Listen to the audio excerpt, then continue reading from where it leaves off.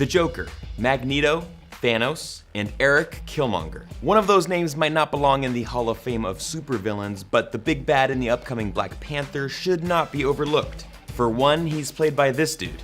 Come on! Come on! Change it now! Now! What you might not know is who the hell is Erik Killmonger and why is he so damn important in Black Panther? I'll let you know. Before we dive into the comics, hit that subscribe button so you don't miss any of our coverage on Black Panther. Also, if you're a sci-fi nerd like me, you'll definitely want to check out Altered Carbon. We have a bunch of videos dropping on Netflix's newest show. Created by Don McGregor and drawn by Rich Buckler, Black Panther's arch-nemesis Erik Killmonger made his comic book debut in Jungle Action #6, back in the fall of 1973. Born in Wakanda, Killmonger's real name is Najaraka, but he would legally change it years later. Here's what happened. Ulysses Klaue, who you'll also see in Black Panther, and his mercenaries attacked Wakanda in order to get their hands on some vibranium. Vibranium. You know, it came at great personal cost. It's worth billions. Now, Klaue forced Najaraka's father to help in the attack, but they were defeated by the Wakandan forces. Najaraka's mother and father were killed, and he was exiled by T'Challa. So he started a new life in New York and changed his name to Erik Killmonger. He also developed quite an intense hatred of both Klaue and T'Challa. He blamed the Wakandan king for his father's death and the subsequent exile. So Killmonger hit the books, earning a dual PhD in engineering and business at MIT. Years later, T'Challa allowed Killmonger to return to Wakanda. Killmonger of course played nice, but secretly he vowed to get rid of T'Challa and took advantage of the Black Panther's frequent absences. Remember, the Black Panther was busy fighting alongside the Avengers, so Killmonger took this time to stage an uprising in Wakanda.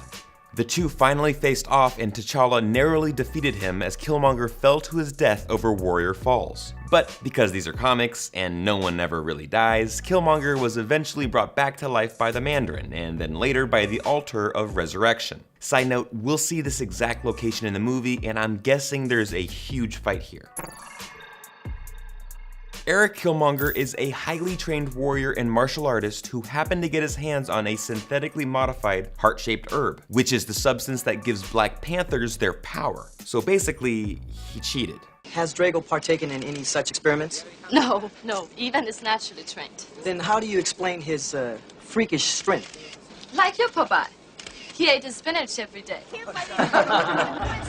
He's jacked and has superhuman strength. He's almost immune to illness and heals quickly if injured. Killmonger is extremely durable and rarely becomes fatigued. And like T'Challa, he can also see and track enemies in total darkness. He also possesses genius-level intellect, hence the 2 PhDs, and he's able to invent advanced weaponry to take on his enemies. Most importantly, he's an exceptional leader. He's well known amongst Wakandans and has mastered the politics game with a heavy dose of charisma and tactical planning.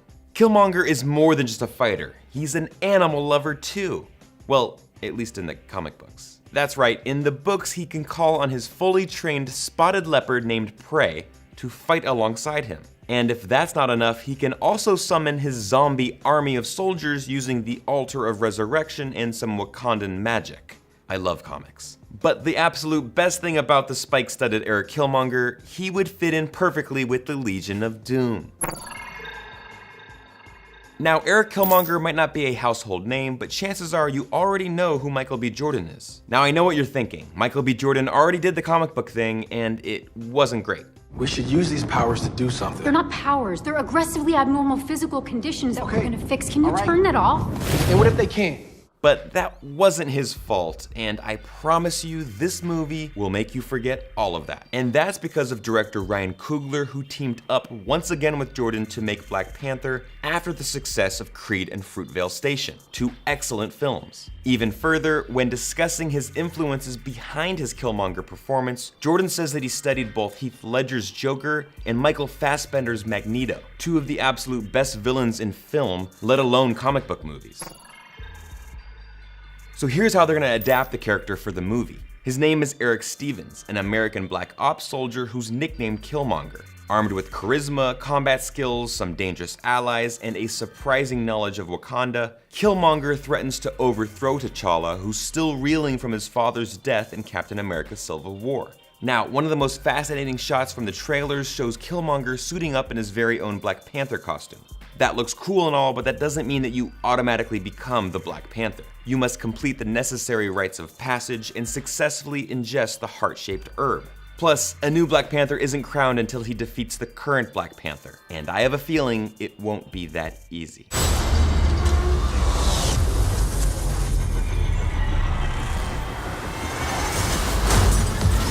Now guys, Erik Killmonger actually became the Black Panther for a brief stint in the comic books before T'Challa took that throne